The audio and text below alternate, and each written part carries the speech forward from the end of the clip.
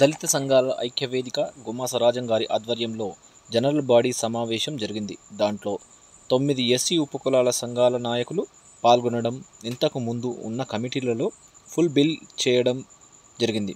SC committee హాల్ను అభివృద్ధి చేయడం, అలాగే బెల్లంపల్లిలో అంబేద్కర్ భవనం కొరకు కేటాయించిన 3 ఎకరాల భూమి 3 కోట్ల రూపాయల గురించి చర్చించారు. అలాగే అట్టి అంబేద్కర్ భవనం గూర్చి కలెక్టరేట్ ముట్టడి ధర్నా చేయుటకు నిశ్చయించారు. ఇందులో భాగంగా మాల మహానాడు, ఎంఆర్పిఎస్, ఎంహెచ్డి నేత కాని బుడగజంగమ, ఎరుకల, వడ్డెర గోసంగి, మన్నెవారు ఈ కులాలన్నీ ఏకగ్రీవంగా నిర్ణయం తీసుకున్నారు. అధ్యక్షులుగా అప్పుడు ఫస్ట్ దీని దళిత సంఘాల ఐక్యవేదిక ఎన్నుకున్నది కూడా మన రేవెల్లి రాయలింగన్న గారే.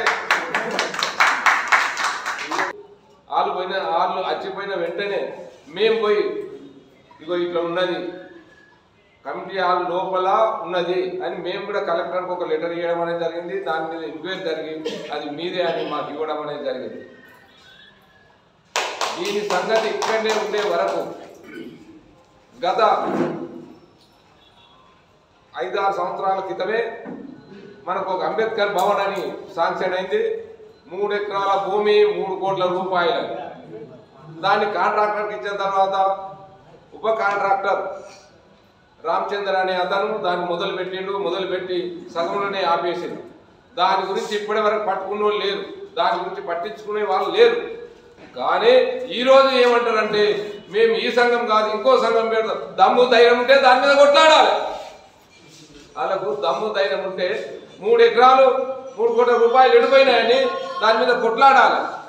అట్లా కొట్లాడడం చాద కాదు. కానీ ఈరోజు చిలకరాజనర్స్ అనే అతను రాజీనామా పెట్టిన తర్వాత నేను ఎస్సీ కమిటీ హాల్లో నేను రాను అని అందరికి వాట్సాప్లలో పెట్టడం జరిగింది. పెట్టిన తర్వాత నేను ఇంకా ఎస్సీ కమిటీ హాల్లో ఎట్లొస్తుండు ఆయనకు ఉండాలి సిగ్గుచరం. ఒక్కసారి మాట్లాడిన తర్వాత అని ఉంచిన తర్వాత నాకినట్టు అవుతుంది. కాబట్టి ఆయనకు చెప్తున్నాం, ఇప్పుడు స్టేజ్ మీద ఉండే అతను కమిటీ అనేది పెట్టకుండా మాతోటి కలిసి చేస్తే మేము కలుపుకొని పోవడానికి సిద్ధంగా ఉన్నాం. ఇక్కడ ఉన్న అన్ని దళిత కులాలు అందరూ కూడా కలుపుకొని నేను పోతా అని అన్ని సంఘాలకు నేను అందరికీ మనవి చేస్తున్నా. అలాగే ఇప్పటి వరకు మేము వినోద్ గారికి ఇచ్చినాం, అంబేద్కర్ గురించి, అంబేద్కర్ భవన్ గురించి కలెక్టర్కి ఇచ్చినాం, ఆర్డీఓకి ఇచ్చినాం, ఎంఆర్ఓకి ఇచ్చినాం, మున్సిపల్ చైర్మన్కి ఇచ్చినాం, మున్సిపల్ కమిషనర్కి ఇచ్చినాం. అందరికి ఇవ్వడం అనేది జరిగింది. దాని మీద ఇప్పటి వరకు ఏం పట్టించుకోవడం అనేది లేదు. అన్ని సంఘాలు కలిస్తే మేమందరం పోయిన తర్వాత కంపల్సరీ ఒక ఎమ్మెల్యే కానీ, ఆర్డీఓ కానీ, ఎంఆర్ఓ కానీ అందరు చేస్తారు. కాబట్టి మనం అందరం కలిసి కరెక్ట్గా ఉండి ఒక ఎమ్మెల్యేని కద్దాం, ఆర్డీఓని కద్దాం, కలెక్టర్ని కద్దాం. ఆ 3 ఎకరాల భూమి ఎటు పోయింది అని అంటే అక్కడ యాదవ్ కులస్తులకు సంఘం కావాలని, కమిటీ హాల్ కావాలని వాళ్ళు అప్లికేషన్ ఇటు ఎమ్మెల్యేకు ఇటు కలెక్టర్కు పెట్టుకోవడం అనేది జరిగింది.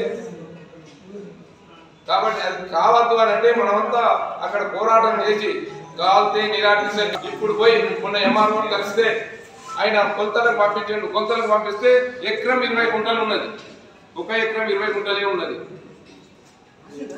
1 ఎకరం 20 గుంటలు కాదు మాది. ఇగో 3 ఎకరాలు ఉన్నది మా దగ్గర, సింగరేణి ఇచ్చినట్టు మా దగ్గర ఉన్నది అని మేము చూపిస్తే లేదు. ఎంఆర్ఓ ఎంత ఇస్తే కలెక్టర్ ఎంత ఇస్తే అంతే ఉంటుంది, అదంతా సింగరేణి అడగాలి మీరు అంటే అటు నుంచి బాకెంపు వాళ్ళు ఇటు దొరకచ్చిళ్ళు ఎకరం అంతా, ఇటు యాదవులు ఇటు సంఘం మా కమిటీ హాల్ కావాలని ఇల్లు డిమాండ్ చేస్తుంది. రాజకీయంగా అట్లా ఒత్తిడి జరుగుతుంది. ఎకరం 20 గుంటలే మనకు పట్టా అనేది ఇప్పుడు ఇవ్వడం జరిగింది. దాని మీద మనం పోరాటం అన్ని కులాలు కలిసి చేస్తే అంబేద్కర్ భవనం అనేది మనకు మిగులుతుంది. అట్లనే దాన్ని ఎందుకు మీరు ఆపిపెట్టిండ్రు, దాని మీద మనం డిమాండ్ చేయాలి, దాన్ని తొందరగా కంప్లీట్ చేయాలి అనేది మనం అందరం కలిసి ఎమ్మెల్యే దగ్గర పోయి మాట్లాడితే బాగుంటుందని నా ఉద్దేశం. ఈ అవకాశం ఇచ్చిన మీ అందరికీ నా యొక్క ధన్యవాదాలు.